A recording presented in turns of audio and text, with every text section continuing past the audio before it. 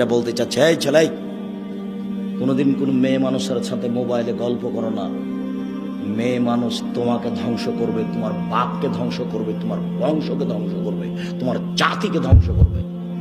এই যে দেখো মেয়ে মানুষ, এই বেটা 3 মিনিটের মধ্যে 1 মিনিটের মধ্যে কথা উল্টে দিবে। তুমিও যাবা জাহান্নামে, তোমার বাপও যাবে, তোমার বংশ যাবে, কারোর মান সম্মান রক্ষা হবে না। এই দেখো জুলাইখা, জুলাইখা বলছে, এই যে দেখেন, আপনি যাকে খাওয়ার দিচ্ছেন, লালন পালন করছে, সে আপনার স্ত্রীর সাথে জেনা করতে চায়।